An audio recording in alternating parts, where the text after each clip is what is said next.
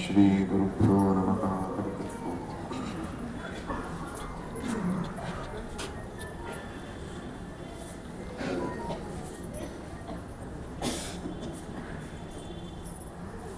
ಯತ್ಪದಂ ವೇದ ಸಂವೇದ್ಯಂ ಕಟಾಕ್ಷೇಣಾಪಿ ವೀಕ್ಷಿತುಂ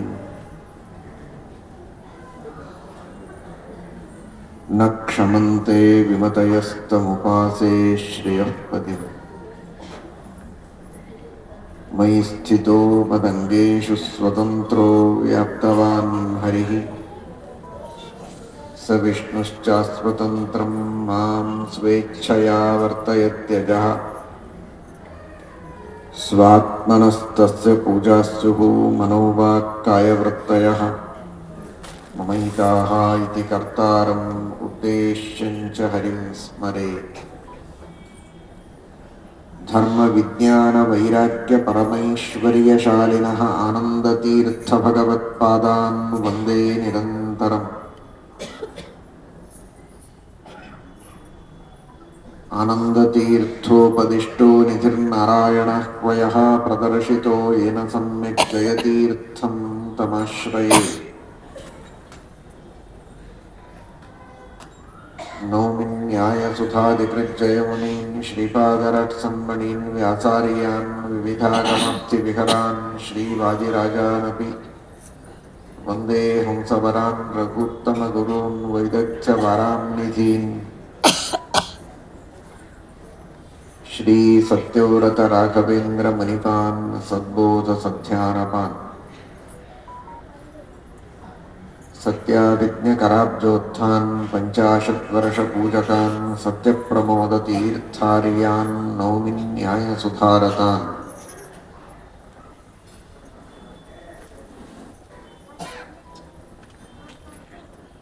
ಶ್ರೀಕೃಷ್ಣ ಪರಮಾತ್ಮ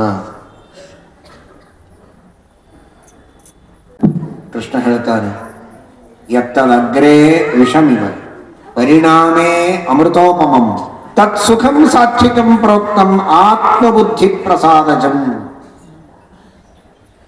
ಮೊದಲು ತೋರುತ್ತಿದೆ ಮಧುರ ವಿಷಯ ಸುಖ, ಕಡೆಯಲ್ಲಿ ದುಃಖ ಅನೇಕ ನೋಡೋ, ಹರಿಭಜನೆ ಮಾಡೋ ನಿರಂತರ.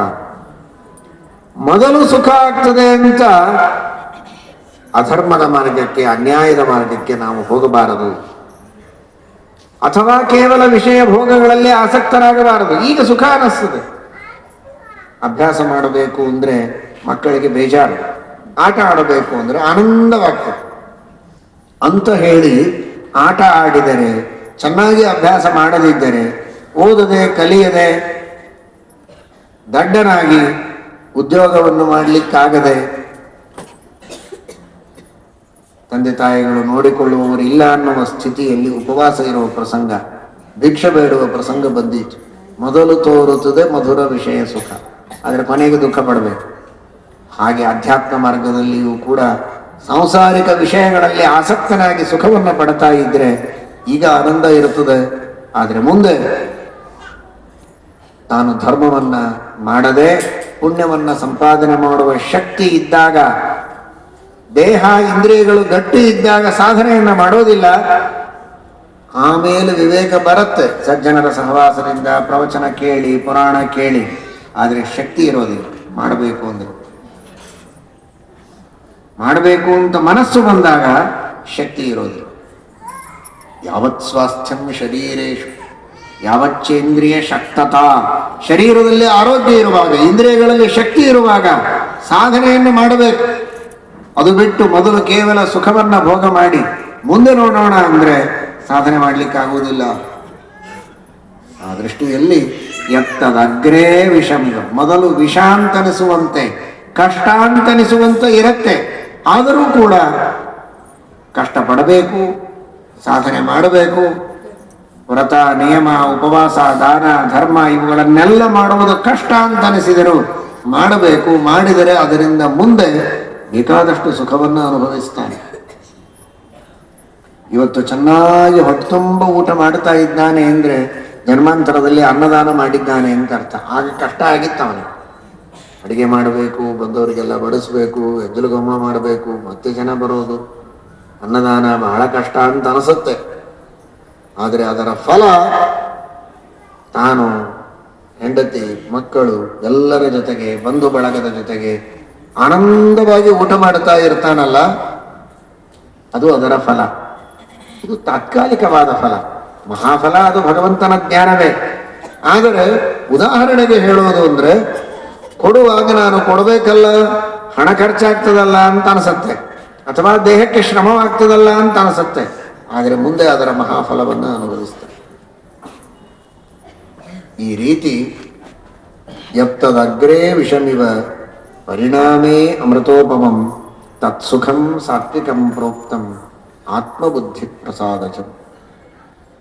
ಅಂತಹ ಸುಖವನ್ನು ಪಡೆಯುವ ಪ್ರಯತ್ನ ಮಾಡಬೇಕು. ಸಾತ್ವಿಕವಾದ ಕರ್ಮಗಳನ್ನು ಮಾಡುವ ಪ್ರಯತ್ನ ಮಾಡಬೇಕು.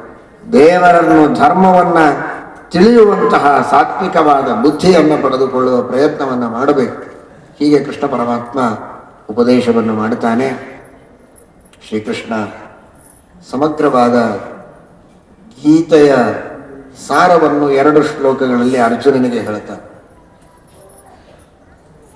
ಈಶ್ವರ ಸರ್ವಭೂತಾನಾಂ ಹೃದ್ದೇಶೇ ಅರ್ಜುನ ತಿಷ್ಠತಿ ಭ್ರಾಮಯನ್ ಸರ್ವಭೂತಾನಿ ಯಂತ್ರಾರೂಢಾನಿ ಮಾಯಯಾ ತಮೇವ ಶರಣಂ ಗಚ್ಚ ಸರ್ವಭಾವೇನ ಭಾರತ ತತ್ಪ್ರಸಾದಾತ್ ಪರಾಂ ಶಾಂತಿಂ ಸ್ಥಾನಂ ಪ್ರಾಪ್ಸ್ಯಸಿ ಶಾಶ್ವತಂ. ಎಲ್ಲ ಜೀವರಾಶಿಗಳಲ್ಲಿ, ಎಲ್ಲ ಚೇತನ ಹಾಗೂ ಅಚೇತನರಲ್ಲಿ ಅಂತರ್ಯಾಮಿಯಾಗಿ ಪರಮಾತ್ಮನಿದ್ದಾನೆ ಎನ್ನುವುದನ್ನು ತಿಳಿ. ಯಾರನ್ನೇ ನೋಡಲಿ, ಯಾವುದೇ ವಸ್ತುವನ್ನು ನೋಡಲಿ, ದೇವರು ಒಳಗೆ ಅಂತರ್ಯಾಮಿಯಾಗಿದ್ದಾನೆ. ಭಗವಂತನ ಅನೇಕ ಅಧಿಷ್ಠಾನಗಳಿವೆಲ್ಲ, ಮೂರ್ತಿಗಳು, ಪ್ರತಿಮೆಗಳು, ಇವುಗಳೇ ಭಗವಂತ ಅಲ್ಲ. ಕಣ್ಣಿಗೆ ಕಂಡವರೆಲ್ಲ ದೇವರಲ್ಲ, ಕಂಡ ವಸ್ತುಗಳು ಯಾವುದೂ ದೇವರಲ್ಲ. ಆದರೆ ಎಲ್ಲಿಯೂ ದೇವರಿಲ್ಲದೇ ಇಲ್ಲ, ಎಲ್ಲದರಲ್ಲಿಯೂ ದೇವರಿದ್ದಾನೆ. ಈಶ್ವರ ಸರ್ವಭೂತಾನಾಂ ಹೃದ್ದೇಶೇ ಅರ್ಜುನ ತಿಷ್ಠತಿ. ಎಷ್ಟು ಸ್ಪಷ್ಟವಾಗಿ ಕೃಷ್ಣ ಹೇಳ್ತಾನೆ, ಎಲ್ಲರಲ್ಲಿ ದೇವರಿದ್ದಾನೆ, ಎಲ್ಲರೊಳಗೆ ಅಂತರ್ಯಾಮಿಯಾಗಿ ಪರಮಾತ್ಮನಿದ್ದಾನೆ. ಭ್ರಾಮಯನ್ ಸರ್ವಭೂತಾನಿ ಯಂತ್ರಾರೂಢಾನಿ ಮಾಯೆಯ. ತನ್ನ ಇಚ್ಛೆಗೆ ತಕ್ಕಂತೆ ಅವರಿಂದ ಕರ್ಮಗಳನ್ನು ಮಾಡಿಸ್ತಾನೆ.